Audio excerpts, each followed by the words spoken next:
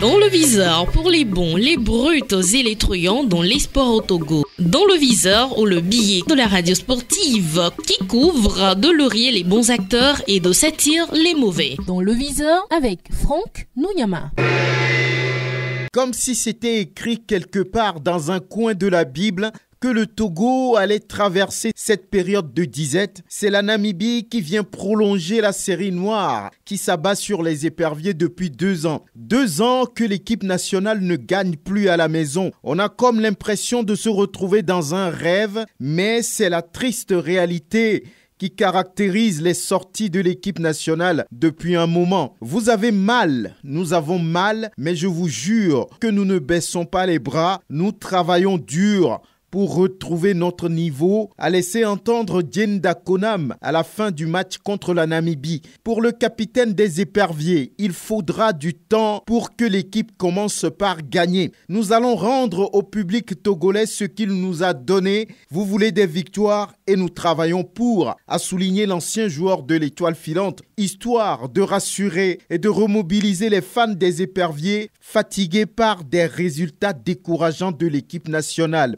Analyser en profondeur ces déclarations du capitaine, il en ressort que la sélection nationale est en plein chantier dans tous les compartiments. Défense, milieu et attaque. Autrement dit, cette équipe est en pleine reconstruction et il va falloir trouver des joueurs forts et solides dans chaque ligne. Même si en conférence de presse, Paulo Duarte n'a pas voulu pointer du doigt un secteur défaillant dans la production du jeu, au risque, selon ses dires, de blesser X ou Y, il sait que cette équipe traîne des lacunes, n'a aucune expérience pour le moment et demande du temps pour devenir grand. Loin de nous toute idée de torcher sur quelqu'un, mais les analyses de Togo-Namibie montrent clairement des joueurs pas encore au niveau, des joueurs trop justes. Si l'on a, on peut le dire, un patron en défense qui n'est autre que Djenda Konam, l'équipe manque d'un créateur du jeu, d'un dépositaire du jeu, d'un playmaker comme le disent les Anglais. Elle manque de latéraux percutants, d'un destructeur, d'un ratisseur.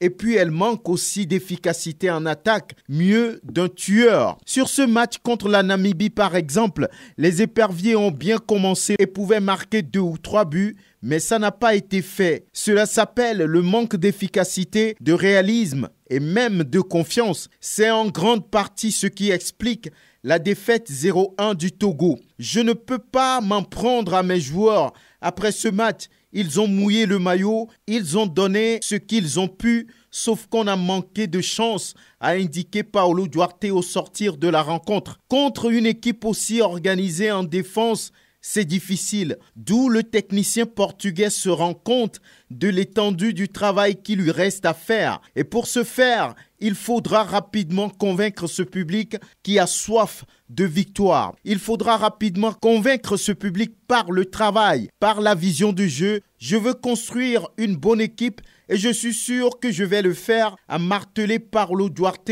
en conférence de presse.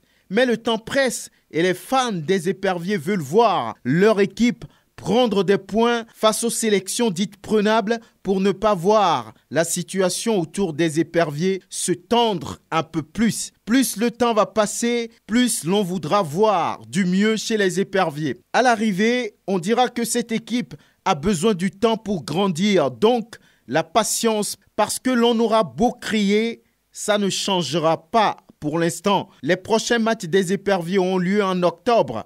D'ici là, qu'est-ce qui peut changer au sein de cette sélection? Rien a priori. Seul le travail libère l'homme, dit-on, et il faut que cette équipe se mette réellement et sérieusement au travail. À très bientôt.